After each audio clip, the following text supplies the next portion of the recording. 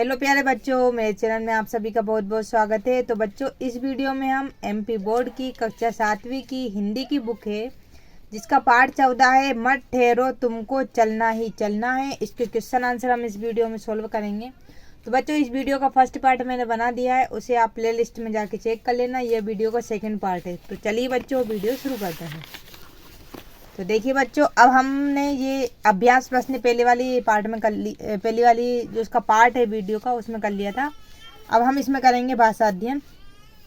ठीक है, तो पहला दिया है निम्नलिखित मुहावरों का अर्थ लिखिए। ये यहाँ पे मुहावरे दिए गए हैं। सबसे पहले तो आपको इसके अर्थ लिखना है। साथ ही कविता में उन पंक्तियों को छाट कर लिखिए जिनमें इनका मुहावरों का प्रयोग हुआ है, और फिर हमें बताना है कि कविता की किन पंक्तियों में इनका यूज हुआ है। ठीक है, तो पहला है सांचे में ढलना, दूसरा है हाथ मलना, तीसरा है व्रत लेना, चौथा है जुट जाना और पांचवा है अवसर खोना। तो चलिए बच्चों, इनके हम अर्थ लिख लेते हैं और इनके हम प्रयोग भी लिख लेते हैं। तो देखिए बच्चों, इस तरह से इनके अर्थ हैं। नंबर 1, सांचे में ढलना। इसका मतलब होता है परिस्थिति के अनुसार बनना। जैसी परिस्थिति आ जाए वैसे आप बन जाओ, तो उसको हम बोलेंगे सांचे में ढलना।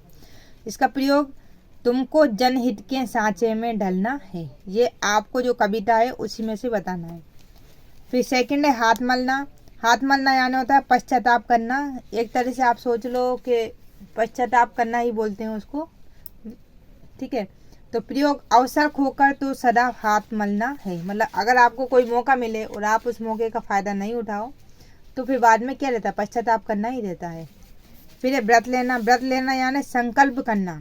ठीक है, आजकल लोग बाग व्रत कौन सा लेते हैं, खाना नहीं खाने का। तो उसका प्रयोग इस प्रकार है, जब चलने का व्रत लिया है तो ठहरना कैसा। देखो बच्चों, व्रत बहुत तरह के होते हैं। खाना नहीं खाना भी व्रत होता है। कोई व्रत ये ले सकता है कि हम झूठ नहीं बोलेंगे। कोई व्रत ये ले सकता है कि हम कोई ज़िंदगी भर, आपने देखा होगा गांधी जी ने व्रत लिया था कि कभी झूठ नहीं बोलेंगे और क्या बोलते हैं, कभी भी मांस भक्षण नहीं करेंगे। ठीक है, तो ये भी एक तरह से व्रत ही होते हैं। जुट जाना, संकल्प हो जाना, सॉरी संकल्प नहीं, संलग्न हो जाना। संलग्न यानी मतलब इकट्ठा, एक तरह से मान लो। तो प्रयोग है, जो कुछ करना है उठो करो और जुट जाओ। अवसर खोना, समय नष्ट करना। अवसर खोने को हम, इसका अर्थ हो सकता है समय नष्ट करना।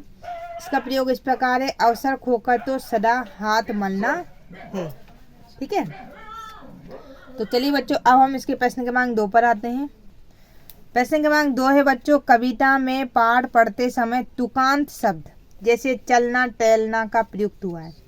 आनंद का अनुभव कराते हैं। ये जैसे कि हमें आनंद का अनुभव कराते हैं, जैसे इसमें नहीं है टलना, डलना, टलना, डलना, मलना, ये सब क्या आनंद का अनुभव कराते हैं। ठीक है, तो इससे कविता में लय भी आ जाती है। ठीक है, एक तरह से क्या आ जाती है, लय आ जाती है।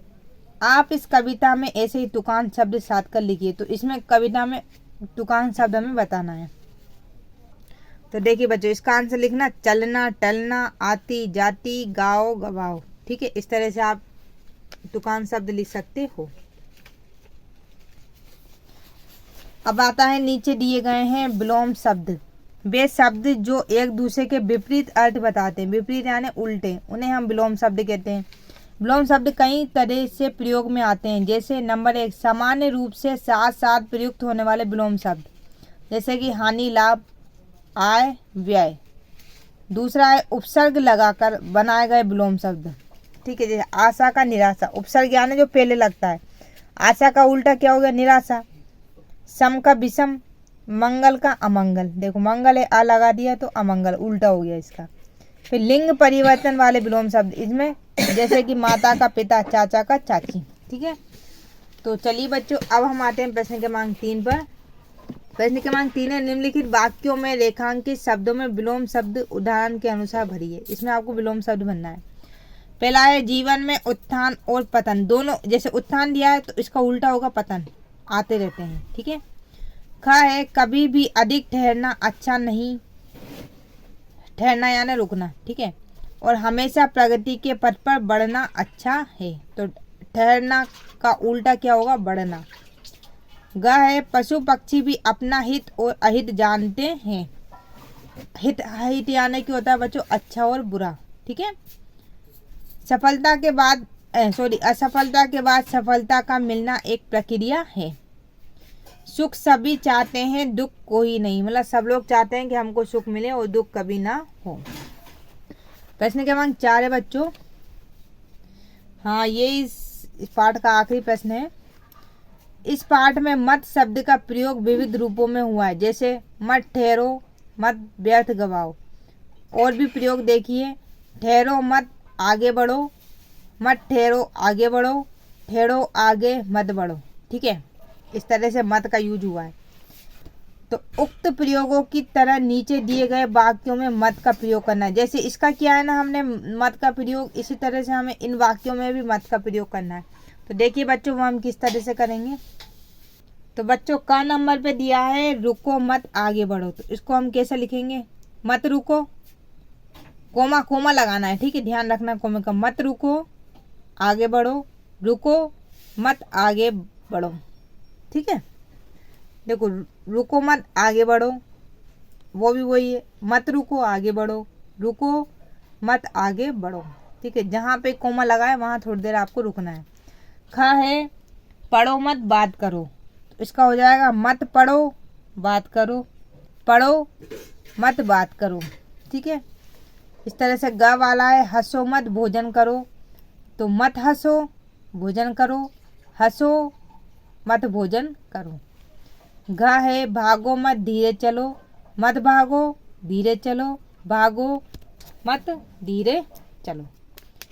तो बच्चों यह चैप्टर यहीं होता है समाप्त। उम्मीद करती हूँ मैं आपको हमारी वीडियो पसंद आई होगी। वीडियो थोड़ी सी भी अच्छी लगे लाइक जरूर करना, चैनल पर नए हैं तो प्लीज़ चैनल को सब्सक्राइब करना नहीं भूलना। मिलते हैं नेक्स्ट वीडियो में, तब तक के लिए धन्यवाद।